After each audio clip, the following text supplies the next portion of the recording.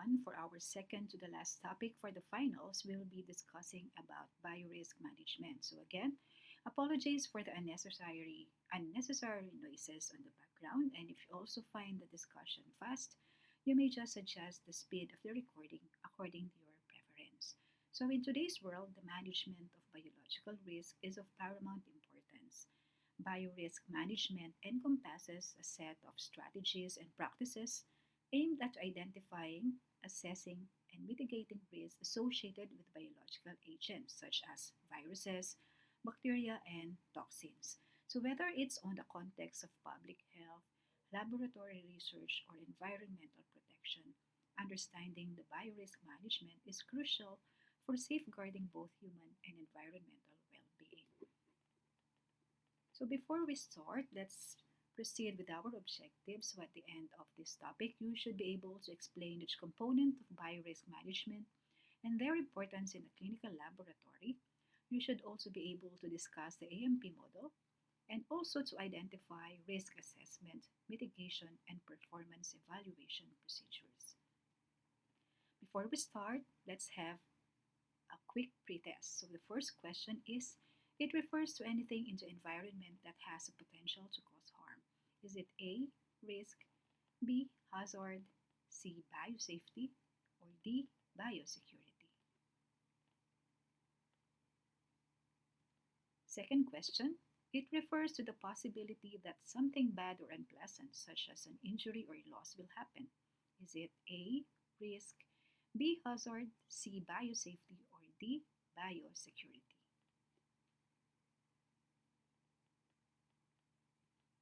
The third question, it is the least effective mitigation measure according to the hierarchy of controls.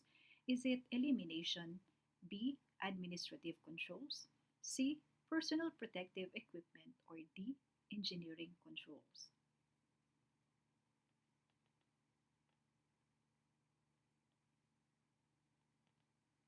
The fourth question, it is the process of identifying the hazards and characterizing the risk. A, risk assessment, B, mitigation, C, performance evaluation, or D, communication.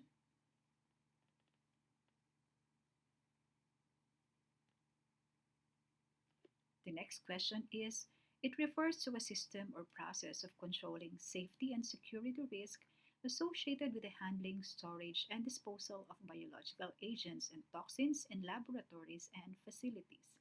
Is it biosafety guidelines, B, biorisk management, C, biosecurity standards, or D, mitigation control measures?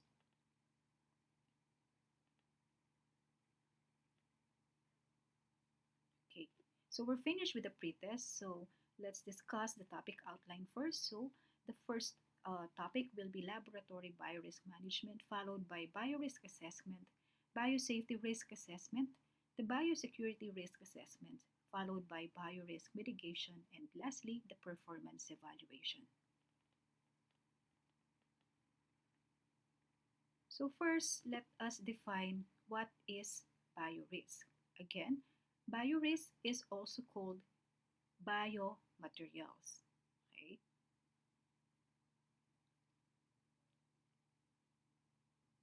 So again, let us define what is biorisk.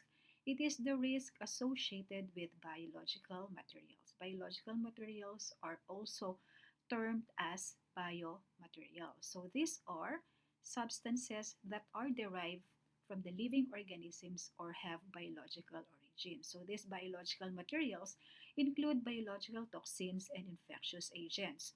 So these biomaterials are used in various fields such as medicine, biotechnology, research, and industry. So examples are tissues and organs from humans, blood components, of course, microorganisms such as fungi, bacteria, or viruses. And then these biological materials are infectious and toxic. Okay, so what is the laboratory biorisk management? So this is a systematic approach to identifying, assessing, and mitigating the risks associated with biological agents. So this laboratory biorisk management includes the strategies or the practices as well as protocols. These protocols are to protect human health, the environment, and public safety from biological hazards.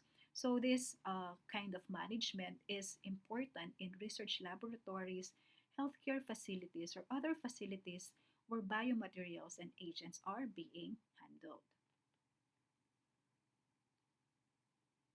Okay, so now let's have an overview of what happened during the SARS outbreak in China, okay, which is laboratory acquired.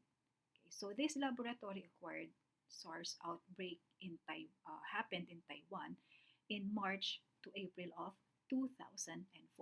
Okay, the source of this SARS, okay, is a male laboratory scientist who was working on SARS-CoV. Okay, so this laboratory scientists found a spillage of material disinfected with 70% ethanol and cleaned manually. Okay, so um, this environmental samples from handle of alcohol, spray bottle, and switch panel of cabinet. Okay, so this is a case of severe acute respiratory syndrome in a male laboratory worker in Taiwan. So let us have an overview first of laboratory, an example of a laboratory biorisk management. So this happened um, during an outbreak in Taiwan, okay, in March to April of 2004. The source of the infection was a male laboratory scientist who was working on SARS-CoV. This is a case of severe acute respiratory syndrome, yun yung SARS, no? In a male laboratory worker that is working in Taiwan, which has prompted concern over the role of laboratory materials in the spread of the disease. Okay, what happened? The case was confirmed on December 17 in a 44-year-old researcher who had been testing herbal remedies against coronavirus at the Institute of Preventive Medicine, National Defense University in Taipei. Okay, so this person is Taiwan's first case since the outbreak that killed 37 people on the island earlier in 2003. So on December 7, the man, known only as Lieutenant Colonel Chan, flew to a conference in Singapore. So he became ill after returning home on December 10.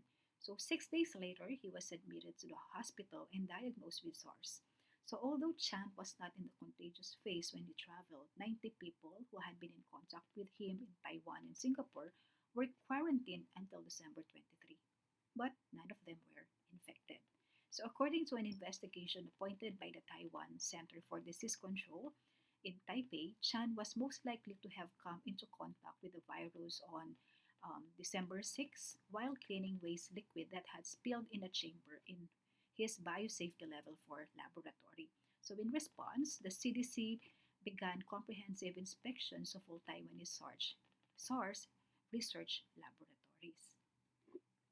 So you see class, no, nakikita nyo, no, yun yung tinatawag na mitigation. No? So SARS is considered, SARS virus is considered as a biological agent, and then it's up to the authorities on how they are going to mitigate the spread of the virus and also to prevent the spread of the virus to different persons.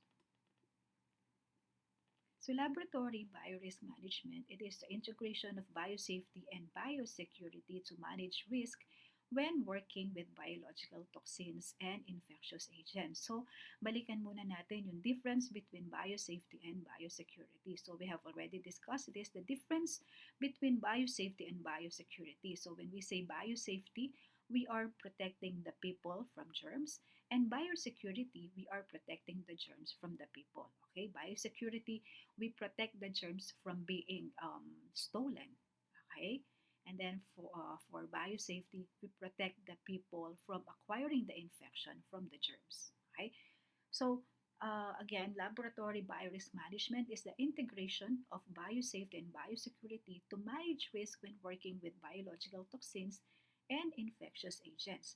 So we employ this management to be able to control safety and security risks which are associated with handling, storage, and disposal of biological agents. So when we say laboratory management, uh, uh, from handling pa, okay, to storage up to disposal. We will be controlling the safety and the security risks that are associated. Okay, so kapag handling, example of handling is by wearing of suitable PPEs, okay, wearing of gloves, wearing of laboratory gowns and masks and respirators, for example. Again, another is the use of biosafety cabinets. These biosafety cabinets are used to minimize our exposure during the experiment proper. Okay, so how about naman yung storage? So yung storage, we secure, okay? We secure and also with restricted access, okay?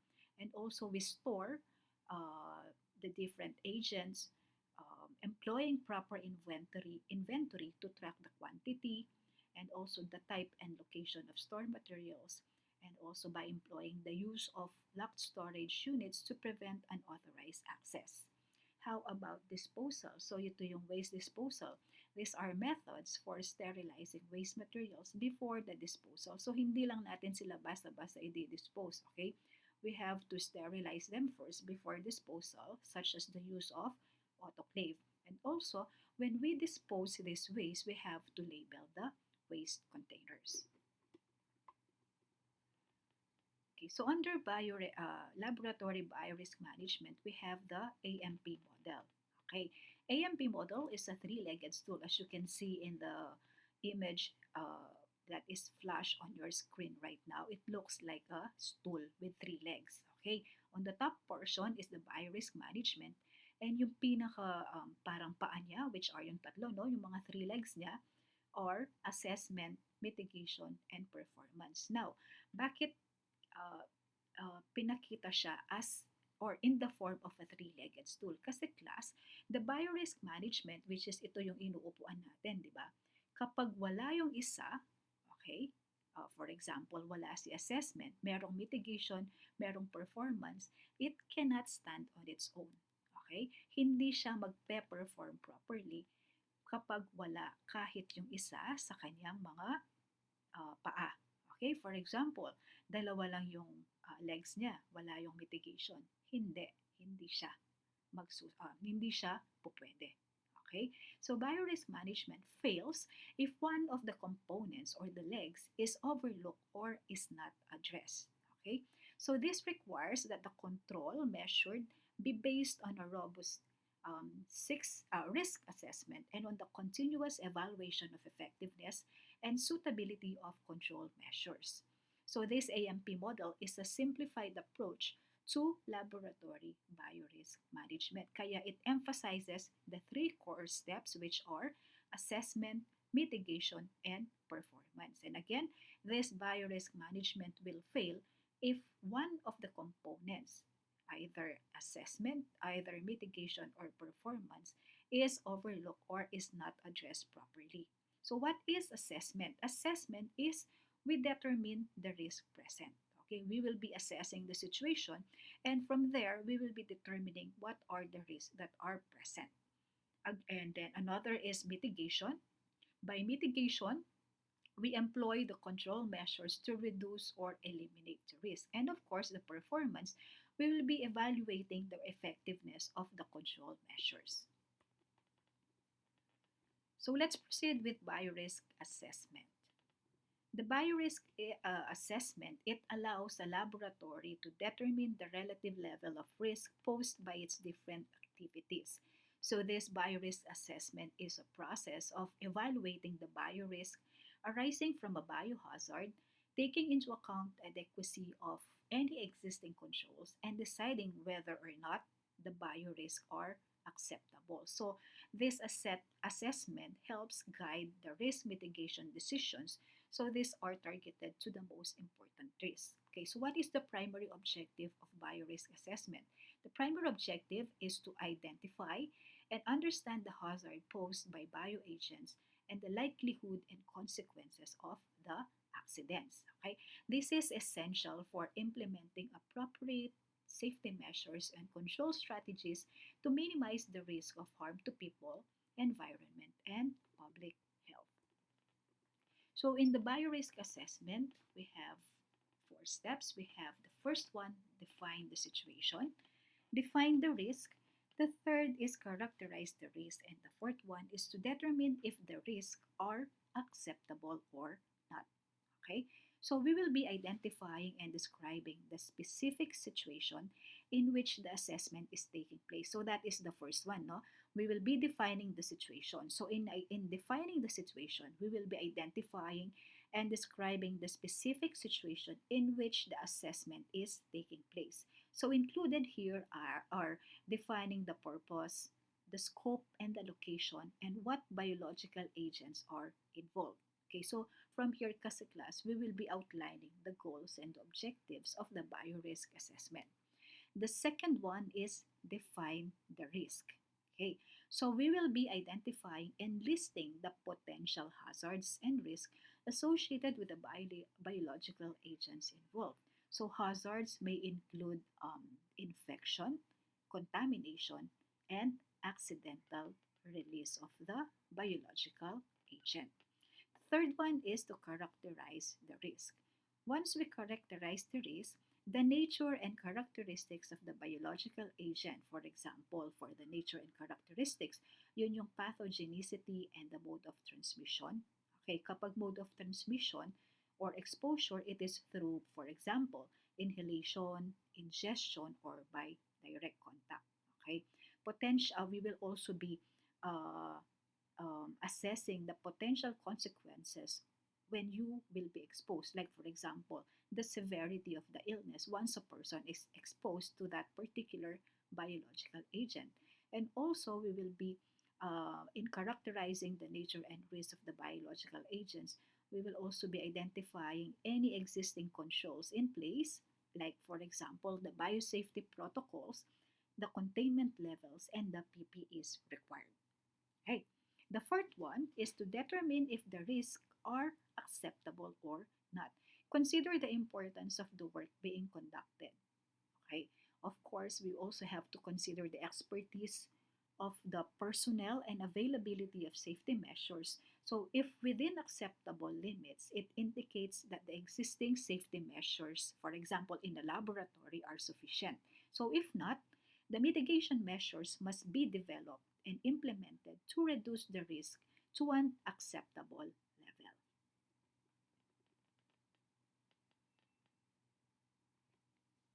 Okay, so balikan natin no, sa define the situation. Okay, define the situation. So in here, we will be identifying hazard and threat. Okay, so let's have the difference between hazard and the threat. Hazard is anything in the environment that has the potential to cause harm, while threat is someone who has an intent and ability to cause harm. Okay, again, hazard, something which may cause harm. Example, biological agent, sharp needles. Okay, example of biological agents, yung bacteria, fungi, viruses, toxins. Okay, or something which may cause harm, it is yung sharp needle. Okay, how about threat? Okay, someone. Okay, this is a biosecurity risk. But both hazard and threat are considered sources of risk. Okay, so again, we will be identifying and describing that specific situation in which the assessment is taking place. So included here is to define the purpose, the scope and location, what type of biological agents are involved, and to also outline the goals and objectives, which is hazard and threat identification. In defining the situation, we also have to identify who are these at-risk host and work activity identification. Okay, so host and activities, let's define both of them. At-risk host, these are humans or animals inside and outside the laboratory, and then the work activities includes the location, the procedures, and the equipment that are being used. So from here, from the host and activities, you will be identifying and list the potential hazards and risks associated with the biological agents involved. So that may cause an infection, either an infection, contamination, or accidental release.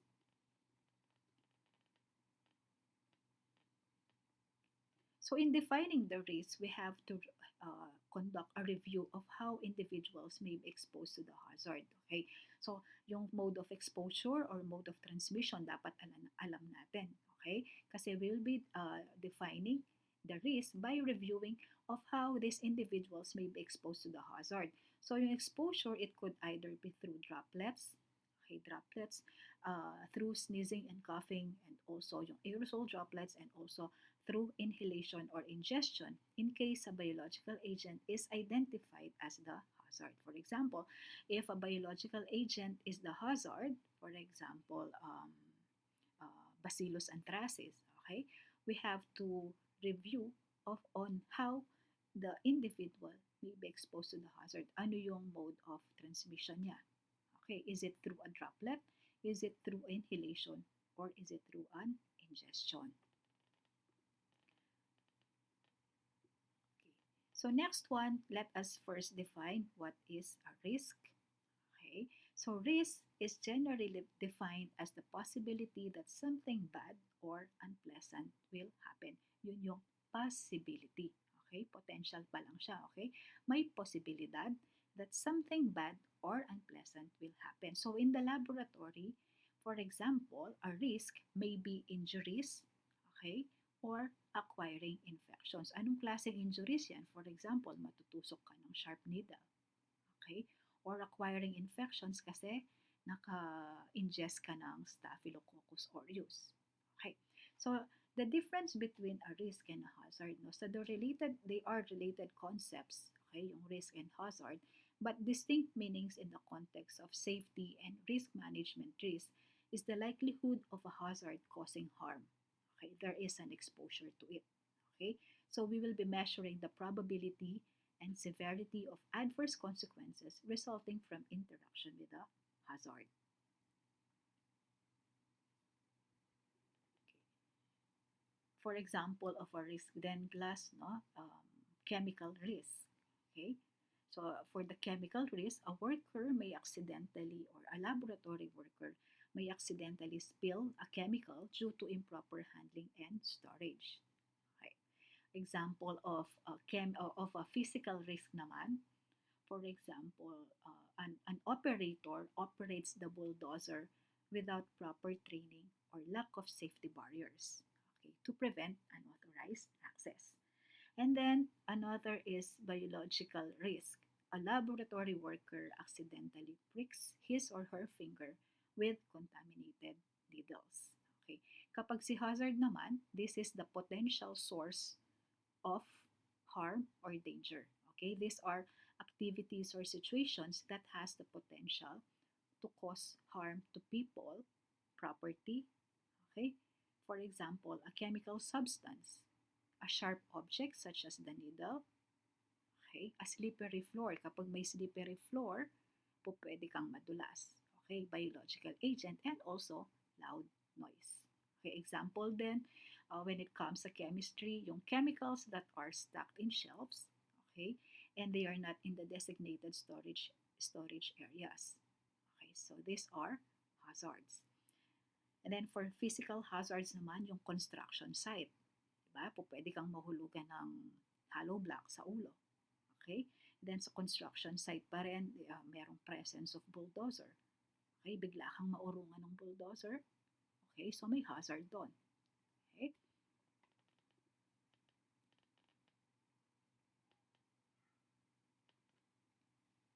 Risk is also the likelihood that an adverse event involving a hazard or threat will occur, followed by a consequence of that occurrence. Okay. So, kung nakikita ninyo dito, naka-highlight yung likelihood and consequence. Okay? So, likelihood is the probability of an event occurring. Okay? This quantifies the potential for an event to happen. Okay? So, i-quantify natin whether low likelihood ba, medium likelihood ba, or high likelihood. Okay? For example, likelihood of a chemical spill may be assessed as low, okay, if spill incidents are not frequent. Kapag hindi madalas yung spilling incidents inside the laboratory, okay, pwede natin yung i-assess as low yung likelihood niya. Okay, so how about the consequence? Consequence naman is the severity of an event. So ano yung consequence? Ano yung magiging cause niya? Okay, consequence again is the severity of an event or the severity of an outcome. Okay, or po pwede ring impact of an event or incident if it were to occur. Okay, so it measures the outcome, the damage. Gaano kalaki yung damage? Okay, gaano kalaki yung harm resulting from the event. So we can um, quantify it by using minor, moderate, severe, or catastrophic. Okay, another again example is the chemical spill or spill. Okay, example is a chemical spill. How are you going to quantify it? Okay, pwede siyang minor. Okay, ibig sabihin kapag minor, it is manageable with minimal impact. Okay, pwede siyang minor to catastrophic. Magiging catastrophic yung chemical spills if it leads to a major chemical release. For example, yung mercury na basag, yung bottle of mercury na basag. Okay? So, merong major chemical release, injuries, and significant environmental contamination. Kaya magiging catastrophic siya. Okay. For a risk daw to occur, there must be a situation for the hazard to cause harm. Okay, example, a sharp needle is considered a hazard, but if no one is using it, the needle will not pose any risk. Kung nakalagay lang dyan si sharp needle, okay, no one is using it, the needle is not, will not pose any risk. Okay, so these are the questions to ponder. What can go wrong? Okay, how likely is it and how likely are we to see it coming? And the third one is what are the consequences? Okay, so we will be reviewing of how individuals may be exposed to the hazard. Okay, so in characterizing the risk, we have to compare the likelihood and consequence of infection. Okay, so if we will consider this, we have to think of these three. Okay, how likely is this to happen? Okay, how likely is this to happen? And then the occurrence. And after that, what are the consequences? Okay, so yung occurrence niya, yun yung likelihood. So this is the graph, no? This is the graph. This is also the same as as the given assignment. Okay, so the graph wherein we will be quantifying the likelihood or consequences of a situation. Okay, so remember class, no, what is a moderate risk for one institution could be a high risk for another. Kumbaga class, depende, no? Depending on what each entity decides is moderate or high. Okay? Kayo yung bahalang magde-decide if it's gonna be sa very low, moderate, high, or very high, for as long as alam nyo siyang i-justify on why you were able to quantify it, like for example as moderate. Again class, what is moderate risk? What is a moderate risk for one institution could be a high risk for another. So it depends on what each entity decides is moderate or high. Okay?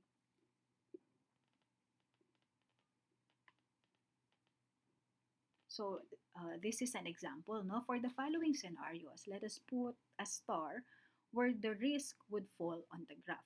Okay, the situation is you are in an open field next to a very hungry, aggressive adult tiger.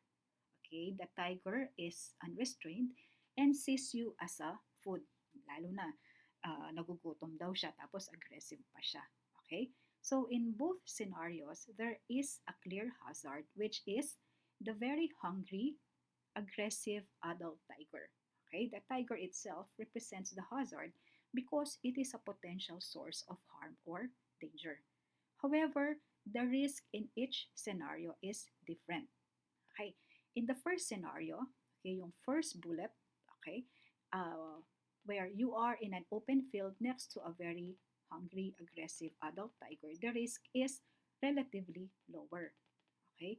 The likelihood of the tiger attacking you is contingent on various factors such as the tiger's proximity. Gaano kalayo yung tiger ba? Okay?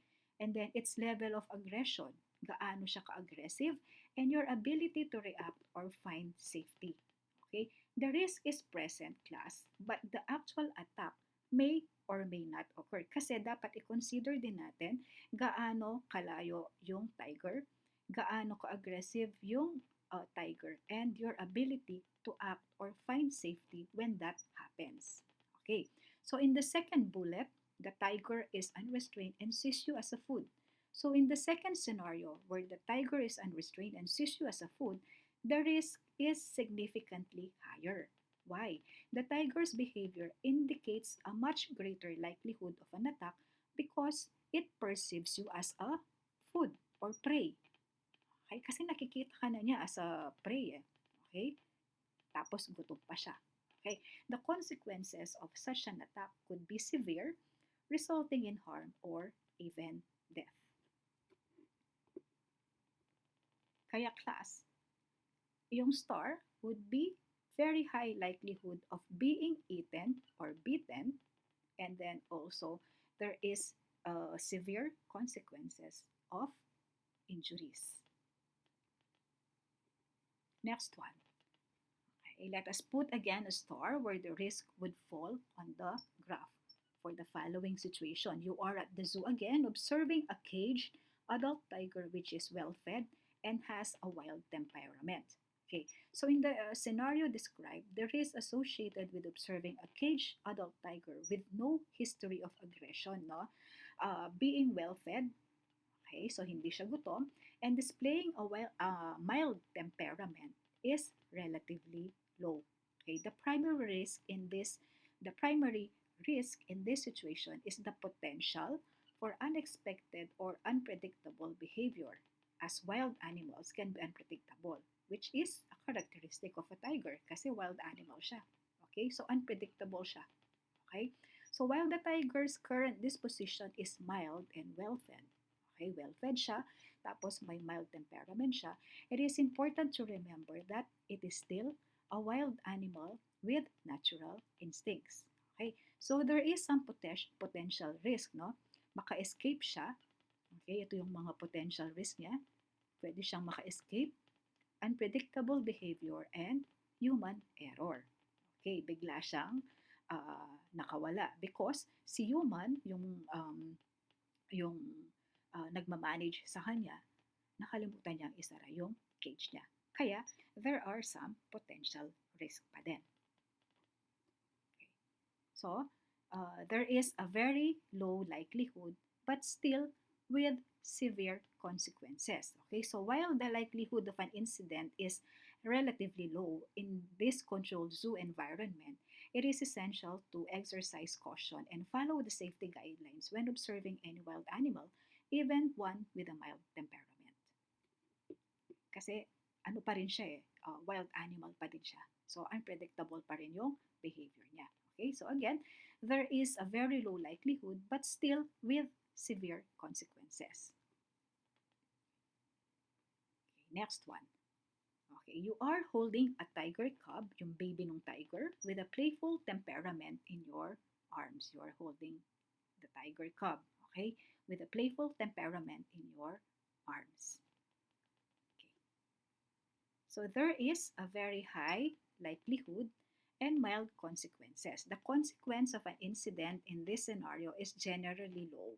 Okay, so tiger cubs are significantly smaller and less powerful compared to adult tigers. Okay, so making their physical impact less severe. So while there is always a risk of minor scratches or bites from a playful cub, okay, baka mag-play bite siya, the potential consequences are not likely to be catastrophic or life-threatening. So there is only a very high likelihood and mild consequences. And again, class, as what I have mentioned a while ago, it varies, no? Depende pa rin on how you are going to assess the situation.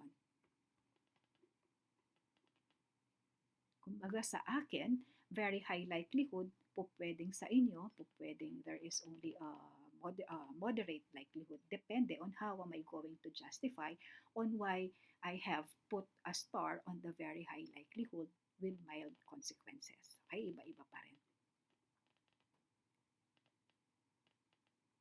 Okay, another. Okay, you are at the zoo again observing a mellow tiger cub located behind a strong glass window. Okay, again, baby pa yung tiger. Okay, tapos mellow yung temperament niya. And then located behind a strong glass window. So how are you going to assess the risk?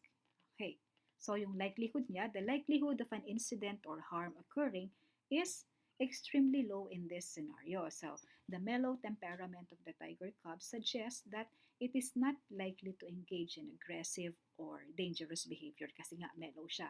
Okay? And also additionally, the strong glass window serves as a reliable barrier that further reduces the likelihood of any direct interaction or harm. Strong nga yung glass window niya eh. Diba? And then the consequence of an incident in this scenario is also very low. Why?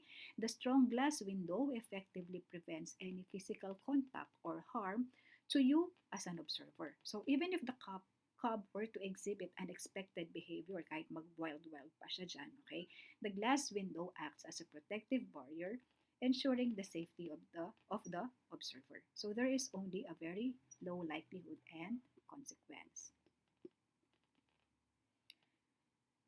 Next one, what are the factors that affect likelihood and the consequence? Okay, ito yung 5 P's na tinatawag. Okay, so these are 5 P's because they start with the letter P.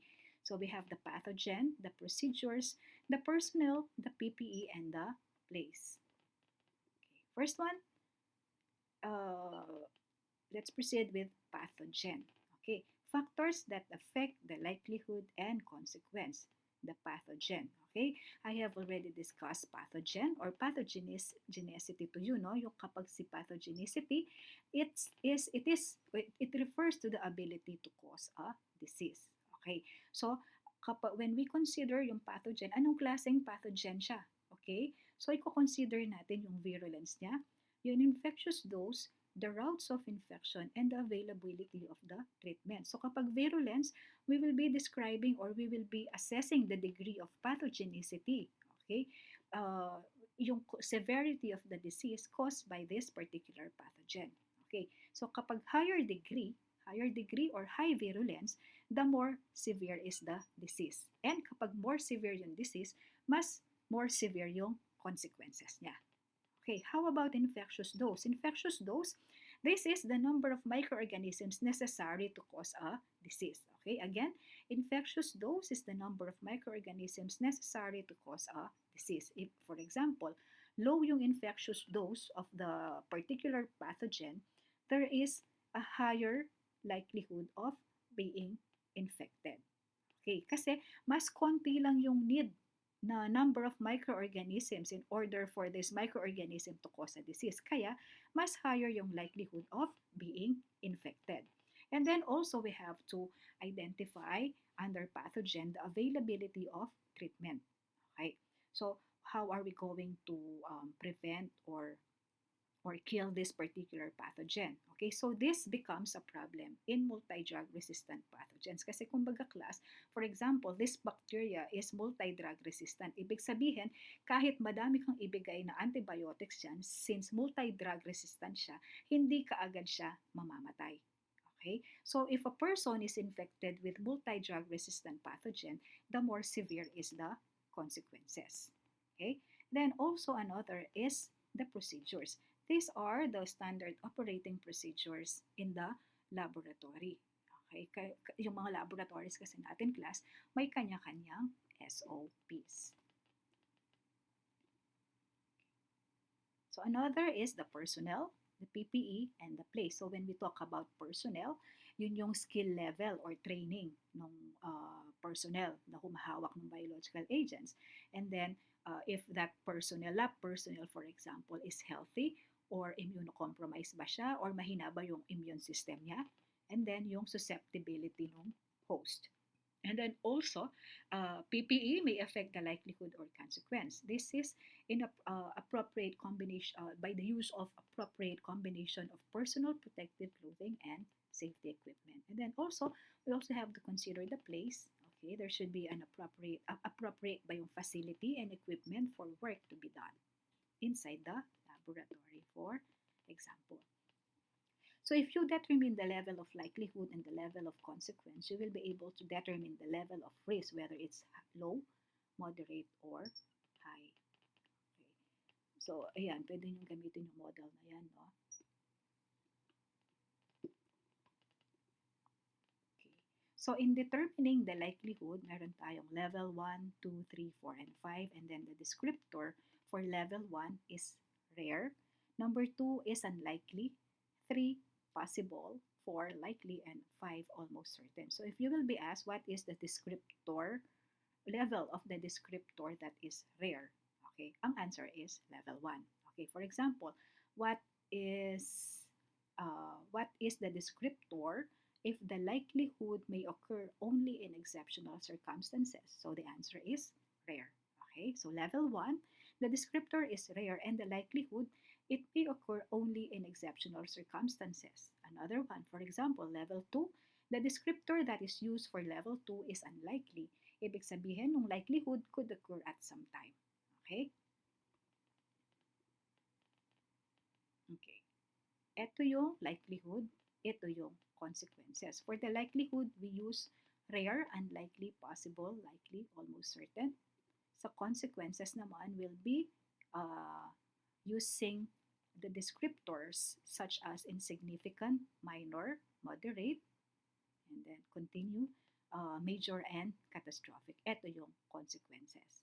Okay, so again, for example, level 3, the descriptor is moderate. So, ibig sabihin, yung likelihood the medical treatment is required, there is also an on-site release contained with outside assistance. Okay? This is the continuation.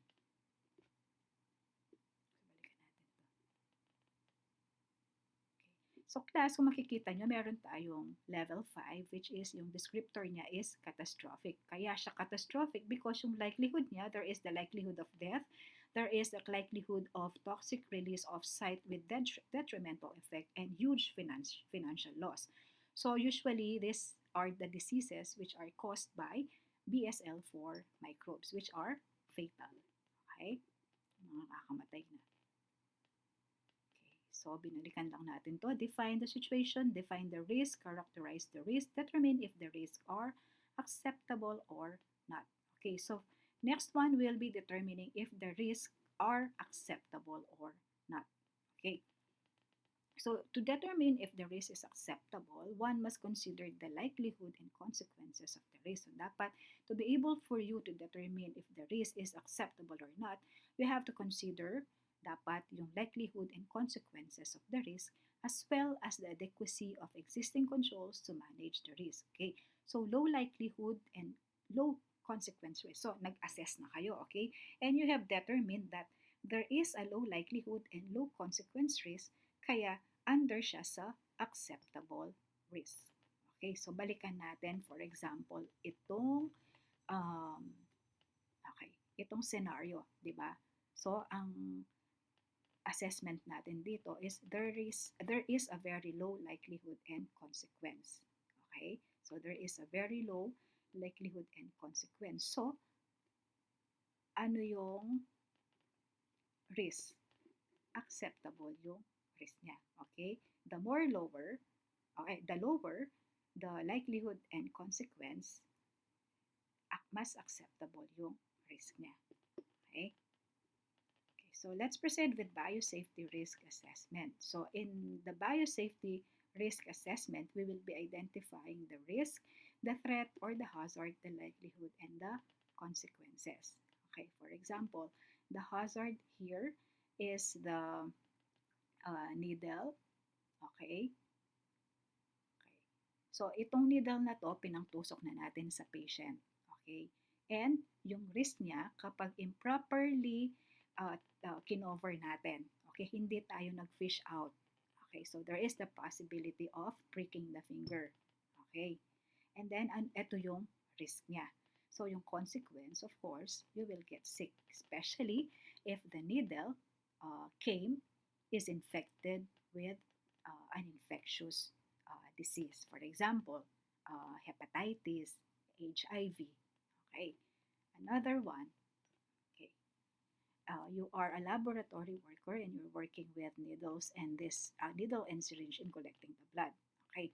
So the laboratory, yung risk niya, wala siyang um, standard operating procedures, wala siyang proper protocols. And then the medical technologist is working outside the BSL and wala rin siyang mask, wala rin siyang vaccines. Ang consequence niya, syempre, magkakasakit. There is the possibility of acquiring the disease.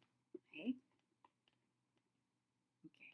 This one. Identify the level of likelihood, consequence, and the risk. You are working with a seasonal influenza virus conducting conducting testing on a human respiratory specimen. For example, a human respiratory specimen, sputum, for example, on the bench top with no respiratory protection. Okay, wala kang respirator, wala kang mask, okay, and then you're working on a bench top, so ordinary table lang. You're not working inside the BSL cabinet. Okay, so let us first look at this one. Okay, so para siyang triangle pyramid method. Yung pinaka-step is the BSL-4, which are composed of high-risk microbes such as Ebola and smallpox. Okay, and then yung sa pinakababa are the low-risk microbes which are under BSL-1. Okay, so pag BSL-1, there is minimal potential hazards to laboratory personnel and the environment. Okay. So again, balikan natin yung scenario. Okay. Yung seasonal influenza virus, okay, this causes a regular flu. Okay, regular flu is on BSL-2 and usually kapag seasonal influenza virus, this is usually easily to manage and treat. Okay, easily managed and treated. So there is a very high likelihood and low consequences. So there is a low risk. Okay, so yung likelihood kasi class, seasonal influenza viruses are contagious. Nakakahawa siya, di ba? Mabilis tayong mahawahan. Okay, yung seasonal influenza viruses, lalo na for example, ngayon, Christmas season, malamig. Okay, and handling them, this seasonal influenza viruses, without proper respiratory protection, increases the likelihood of exposure. And yung sa scenario, the laboratory worker is not using any respiratory protection. Okay, so since contagious siya and you handle them without proper respiratory protection, increases the likelihood of exposure. Okay, the specific likelihood would depend on factors such as the virus prevalence in the population. Gaano ka-prevalent yung virus dito sa school population, for example.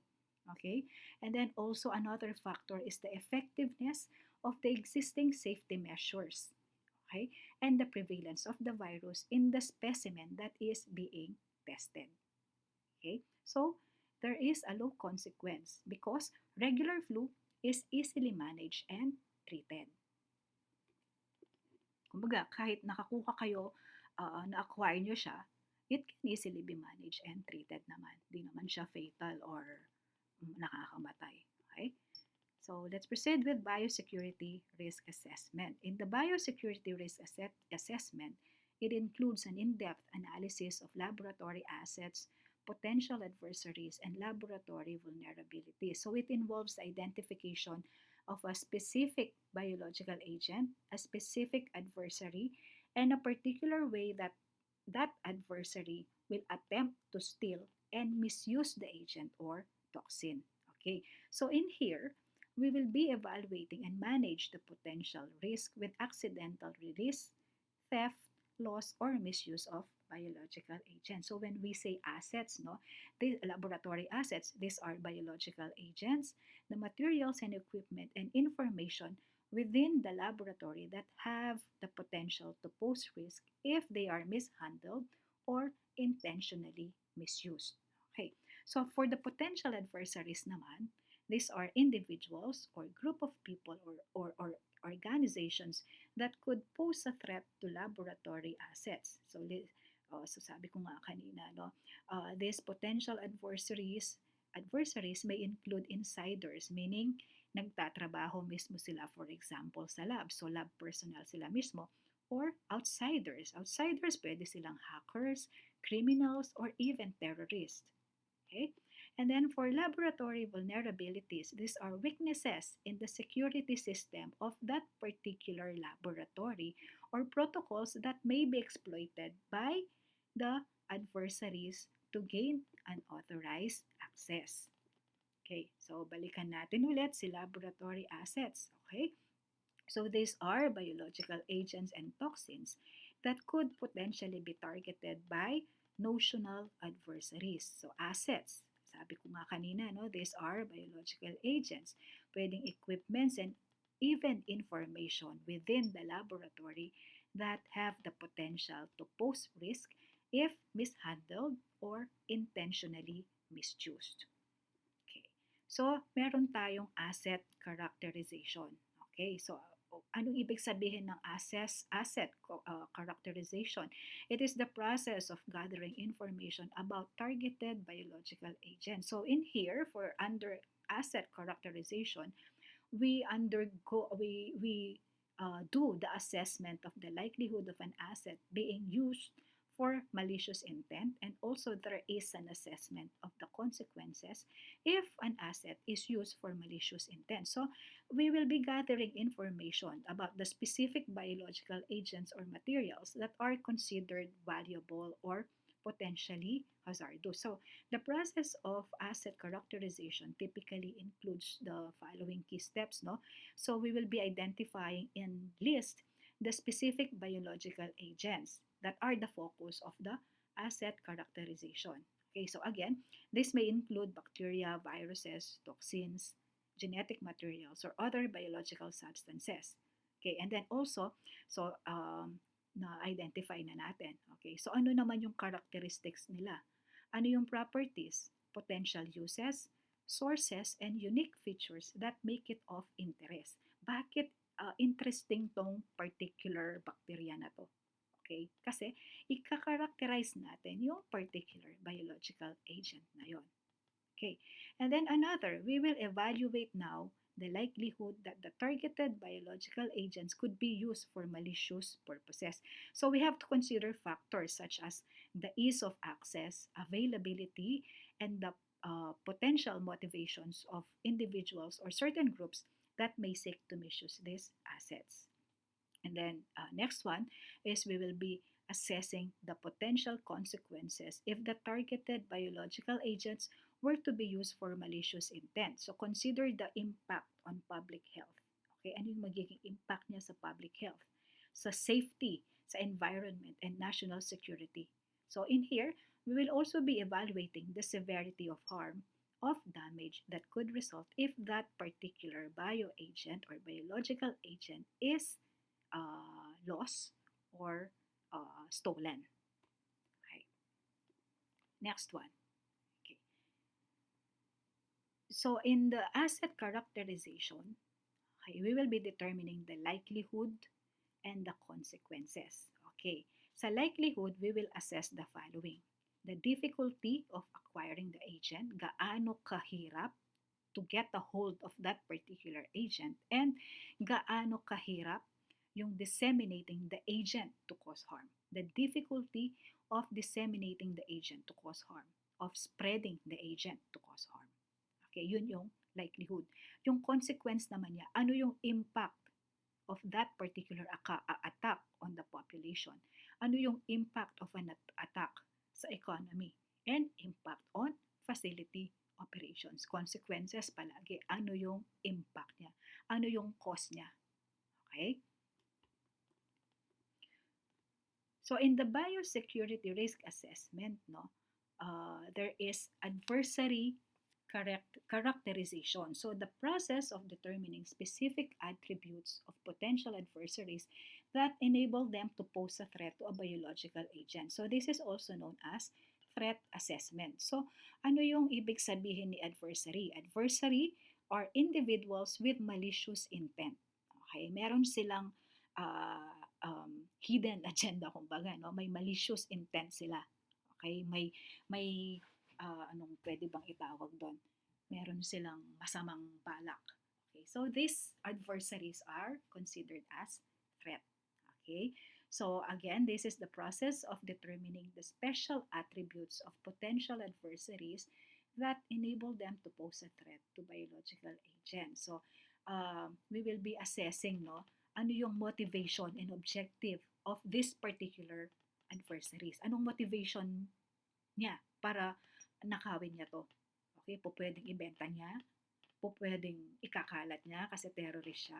Okay, so consider what might drive them to target these biological assets. Okay, motivations can range from financial gain. Yun nga, yung inutusan siya tapos bibigyan siya ng bayad or ibebenta niya, to ideological beliefs or political interest. Yun nga, terrorist kunwari siya, nagre-rebelde siya. Okay? So, kaya niya, ano yung motive niya for that? Okay? Kasi nga, gusto niyang i-terrorize yung certain country. Okay? And also, assess the capabilities, ano yung kapasidad ni adversary, yung knowledge, the skills, and technical expertise of potential adversaries. So this includes their ability to access and manipulate biological materials, bypass security measures, i-hack niya yung system. Okay? Para ma-bypass na yung security measures. Okay? Makakapasok siya. And carry out these malicious activities. And then also, kasama din dito, no, we have to evaluate the level of access that insiders, minsan nagtatrabaho mismo sila doon. Okay? Evaluate the level of access that insiders have to biological agents or facilities. So insiders are often well placed to pose a threat due to their legitimate access. Kasi usually pag insiders, meron na silang access. Okay? Consider also factors such as personal background check.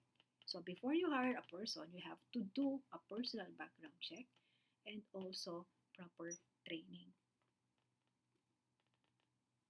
Ito siya. Okay? The characteristics of adversaries. Again, ano yung motive niya? Ano yung means niya? Ano yung kapasidad niya? Okay? Ano yung opportunity niya? Okay? Is the person an outsider or an outsider? Insider or an outsider? Okay? So the question of opportunity raises the issue of insider versus outsider threat. Okay? So again, an insider is a person who has authorized access to a facility or its assets. Okay? And this outsider naman is a person who does not have authorized access. Unauthorized person siya. Okay? So insiders tend to pose a greater threat dito because meron na silang means, greater means and opportunity versus an outsider. Okay? So, biosecurity risk assessment. So, laboratory vulnerability. So, in here, we will be identifying any vulnerabilities in the biosecurity management program of each facility. How vulnerable? Okay? Ano yung mga vulnerabilities ng program? And then, in here also, we will be identifying the areas of concern that need improvement. Kumbaga, class, we will be identifying the weaknesses. Okay? And also the areas of concern that require further improvement to enhance the security and reduce the risk of unauthorized access, theft, misuse, or accidental release of biological agents. Okay, okay, so again, this one, no? Identify the level of likelihood, consequence, and risk as well as the asset, adversary, and lab vulnerabilities. So we have a facility in a developing country with poor infrastructure and an active widespread insurgency, conducts diagnostic testing for Bacillus anthracis, and stores specimens in an unlocked refrigerator in the corridor. Kumbaga class, hihimayin nyo yung situation. Okay? So ano dito yung mga significant? Okay? Developing country. Tapos, poor infrastructure, and then active widespread insurgency, tapos Bacillus anthracis, and then unlocked refrigerator in a corridor. Okay? Yung insurgency class, meaning rebellion against authority. So, ang daming ano nito, no? Ang daming significant points ng scenario, no? So, asset. Ano yung asset dito? Okay, we'll identify the asset here is Bacillus anthracis because that is a biological agent. Ano yung adversary? Okay, adversary, yun yung may motive, no? People involved in the insurgency or rebellion. Okay, ano yung lab vulnerability? Okay, lab vulnerability, kahinaan ng laboratory, ano yung weakness niya? Storage in an unlocked refrigerator in the corridor. Okay, so the risk, ano yung risk? The risk of being stolen and misused by people with malicious intent. Kasi nasa refrigerator siya, tapos naka-unlock pa siya, tapos nasa corridor pa siya. Okay? So ano yung likelihood? Okay, likelihood is high. Okay, because of the poor infrastructure, unlocked ref in the corridor. Okay, yun yung likelihood. And the consequence is also high since BSL-4, say Bacillus anthracis. So, pag BSL-4, these are dangerous. These possess high risk of transmission, aerosol transmission, spores, okay, di ba? Spores siya, and usually fatal. Sorry class for the necessary noises. Okay? So let's proceed with biorisk mitigation. So mitigation, pag sinabi natin mitigation, these are actions of reducing the severity of something. Okay? So kapag mitigation, it involves the strategies and measures to be able to reduce or control the risk associated. So sa biorisk mitigation, no, we will be reducing or eliminating the risks which are associated with agents or biological agents and toxins. So example, containment. Okay, pag containment, ensure that the agents are handled within appropriate containment levels such as biosafety level facilities. Okay, so based on their potential hazards. So dapat we will consider the safe laboratory practices, the training and education of lab personnel, and of course, the use of PPEs. These are the hierarchy of controls. Okay? So, elimination, ito yung inverted triangle siya. No? So, dito siya sa pinakataas. Okay? Since elimination is the most effective but is the most difficult to implement. Ibig sabihin, pag elimination, eliminate, i-remove natin yung hazard. Okay? And then, yung pinaka uh, baba niya, okay, is the PPE or the personal protective equipment. This is the least effective. Okay? This is the most effective elimination. The least effective is the use of PPEs. Okay? Least effective, but the easiest to implement. Okay? And then, effectivity of mitigating risk relies on the combination of different measures and proper utilization of each. Pag-usapan natin right after this slide. Okay, so first one is elimination. Ito yung, when we say elimination, no, ito yung i-remove natin. Okay, so ito rin yung highest degree of risk reduction. Okay, because we will be removing the risk. Okay, paano natin i-remove the risk? By not performing the procedure. Wag na natin gawin yung procedure para wala na. Okay? And also, by not working with a biological agent. Wag na natin gamitin tong biological agent na to para hindi na siya mag-pose ng risk sa ating health or even sa environment or the public health. Okay? But this is the most difficult at pero most effective siya. Okay? Next one is substitution. Kasunod ni elimination, we have substitution. It involves the replacement. Kaya nga substitute, no? We will replace the procedure or biological agents with a similar entity in order to reduce the risk. Kung dito sa elimination class, hindi natin, sa laboratory for example, no, hindi natin pwedeng hindi gawin yung procedure. Hindi natin pwedeng gawin yung biological agents. So, hindi natin magagawa yung elimination. Meron tayong second option which is the substitute. Okay? We will still do the procedure pero i-replace natin yung procedure, i-alter natin. Okay? Or i-replace din natin yung biological agents. Okay, that is just almost similar in order to reduce the risk. For example, substitution of a harmful pathogen with one which is much less pathogenic. Okay? Isa-substitute natin kay Bacillus anthracis, which is harmful, no? With one that is much less pathogenic. For example, Bacillus subtilis. Kasi pareho lang naman silang may spores. Okay? Pero mas harmful si Bacillus anthracis. Parang ganun. So, substitute natin yung harmful with one that is less pathogenic. And then, followed by substitution, meron tayo. So, nasa gitna to, no? Engineering control. So, it involves the physical changes in work. So, engineering, okay? Physical facility. Physical changes in workstations, equipment, or facilities that can reduce or prevent exposure to hazards. Pero, ang advantage niya, this is efficient. Pero, syempre, ang disadvantage, okay, are the following. We have the BSC cabinets, okay, the biosafety cabinets. We also have the centrifuge that will open when spinning has stopped. Kasi class, merong mga centrifuge na pwede siyang i-open kahit hindi pa tapos mag-spin. So that is quite dangerous, no? So, but there are in advanced laboratories, they also use centrifuge that will open when spinning has stopped. Kumbaga, while it is still spinning, hindi siya pwedeng buksan. Okay, hindi siya bubukas. Okay, automatic siyang nagbubukas. Or centrifuge, they will open once the spinning has already stopped. And then next one is the syringe needle cutter. So, ipapasok natin yung syringe dyan with the needle and then ikakat niya yung needle. So, of course, safe nga naman siya. Hindi siya makakatusok. Okay? So, this is another example of engineering controls. The ventilation system yung ensures that there is a directional airflow and also air treatment systems that decontaminate or remove agents from exhaust air.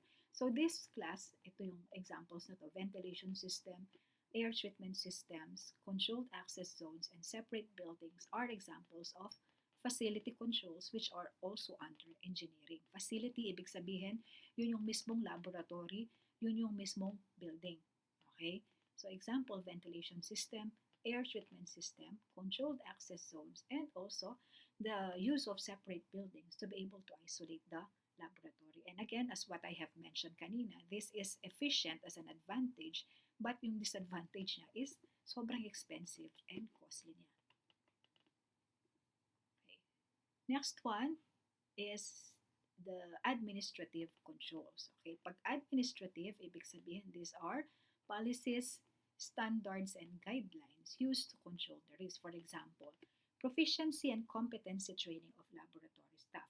We will be giving our staff, that our laboratory staff, the proper training, proficiency, and competency to be able to control the risk. Okay? Kasi the more na knowledgeable si laboratory staff, mas controlled yung risk na i-expect natin. Okay? And then also, another administrative control is by displaying of biohazard or warning signs. So, mga biohazard symbols makikita dun sa mga door. So, pag nakita na natin yun, of course, syempre, mare-restrict yung access natin kasi, merong biohazard dito. Okay? And then also, under administrative controls, we have documenting written standard operating procedures.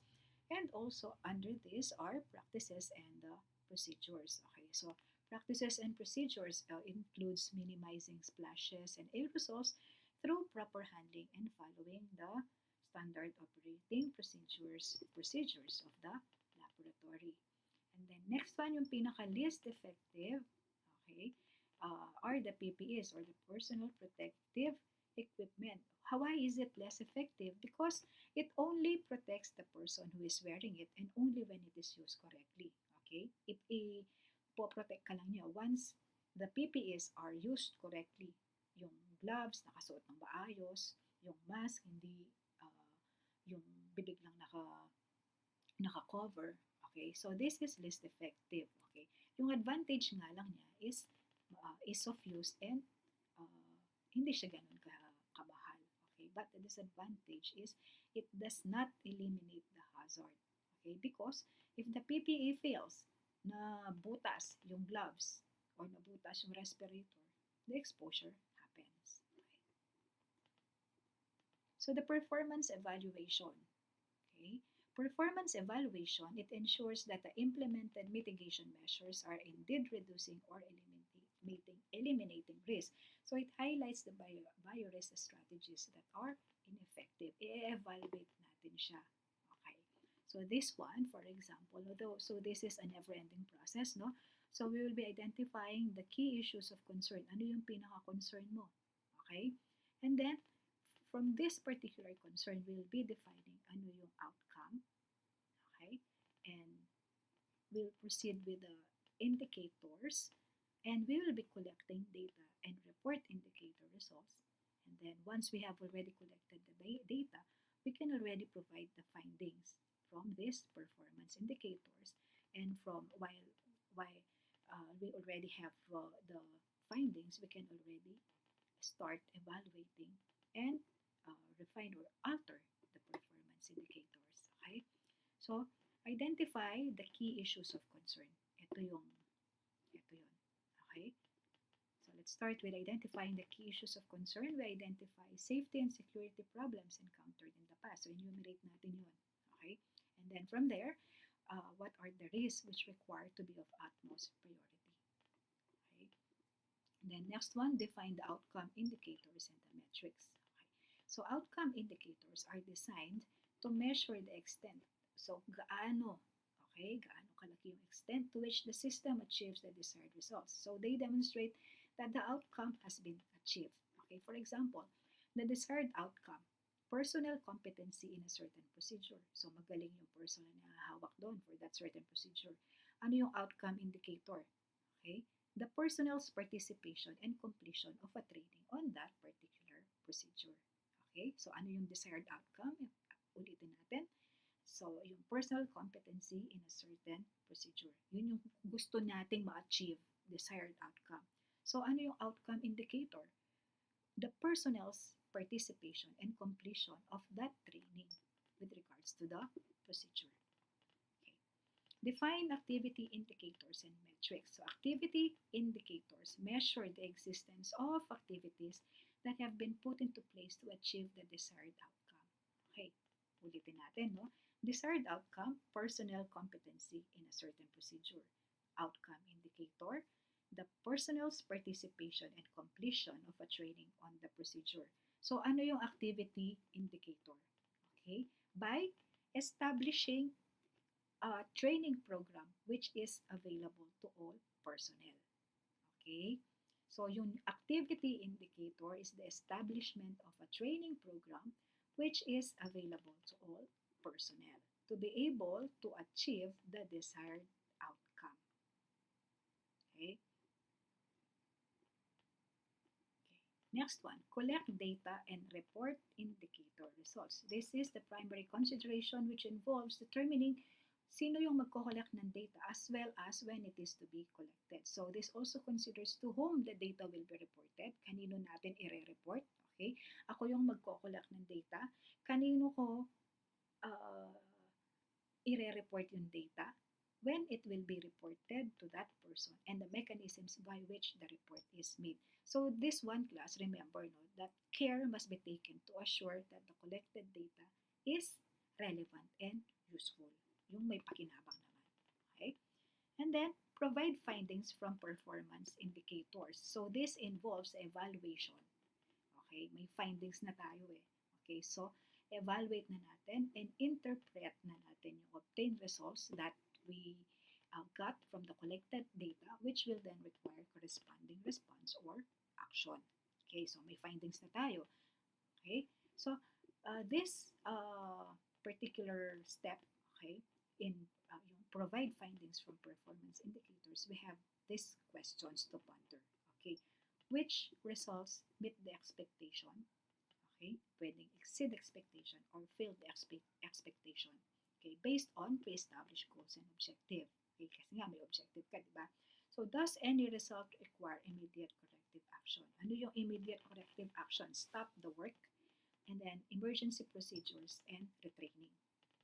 Okay, another question is, does any result require a preventive action? Kailangan ba nating mag-change ng assessment or mitigation strategies? Okay? And And then lastly, evaluate and refine performance indicators. So it includes periodic review of work procedures. Hindi lang natin siya gagawin once. Okay?